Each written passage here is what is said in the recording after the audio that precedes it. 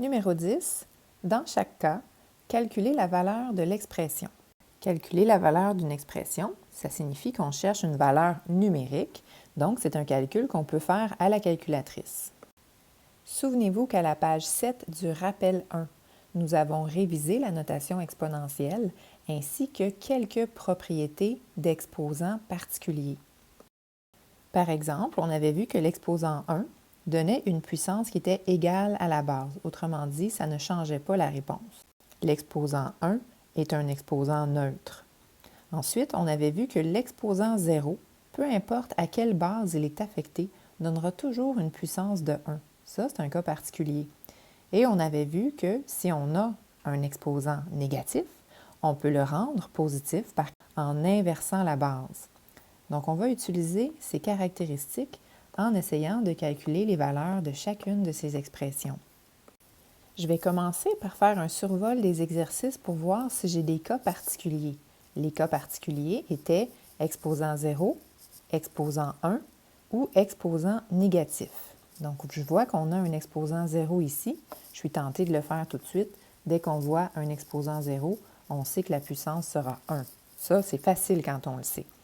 Ensuite, est-ce que j'ai des exposants 1? Pas d'exposant 1, mais un exposant moins 1. On y reviendra plus tard. Est-ce que j'ai des exposants négatifs? Oui, ici j'en ai un. Donc, exposant négatif, qu'est-ce qu'on a dit? On inverse la base pour le rendre positif. Mais comme la base 7 est un nombre entier, je me mets un 1 invisible en dessous, je fais mon inversion, ça devient 1 sur 7 exposant 6.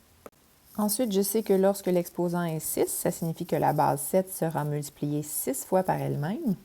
À l'aide de ma calculatrice, je trouve que la réponse est 117 649. C'est bien la réponse. J'aimerais faire 2 autres cas avec vous et je vous laisserai compléter les autres. Donc, le cas G et le cas H. À la question G, comme j'ai un exposant négatif, je vais commencer par inverser ma base pour le rendre positif. Alors, je m'ajoute un 1 invisible sous le 3, je fais mon inversion, ça devient 1 sur 3 exposant 1.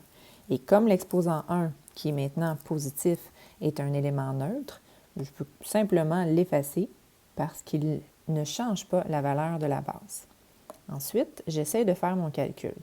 Donc, je sais que 6 exposant 3, c'est 6 fois 6 fois 6, et je multiplie ça par 1 sur 3. Comment calculer ça? Comment comprendre ce calcul? On pourrait encore une fois se rajouter un 1 invisible sous notre premier facteur 6 exposant 3 et effectuer une multiplication de fractions, donc les numérateurs ensemble et les dénominateurs ensemble. Donc, 6 fois 6 fois 6 fois 1, qu'est-ce que ça donne? Ça donne 216 et 1 fois 3, ça donne 3. Maintenant, je me pose la question, est-ce que 216, ça se divise par 3? Parce que si oui, je devrais réduire ma fraction. Donc, je vais essayer le calcul. Effectivement, 216 se divise bien par 3 et ça donne 72. Donc, 72 serait ma réponse finale. Dernier exemple, question H, je voulais la faire avec vous parce que je la trouve intéressante.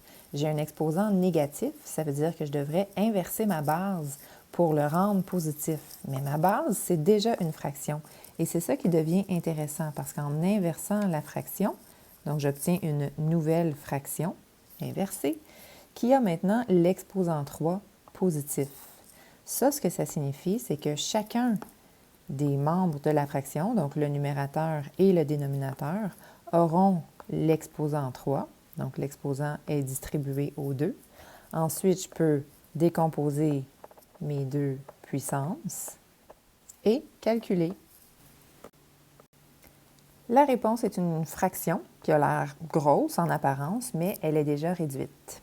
Alors, je vous laisse terminer par vous-même les autres lettres du numéro 10, donc la lettre A, B, D, E et I.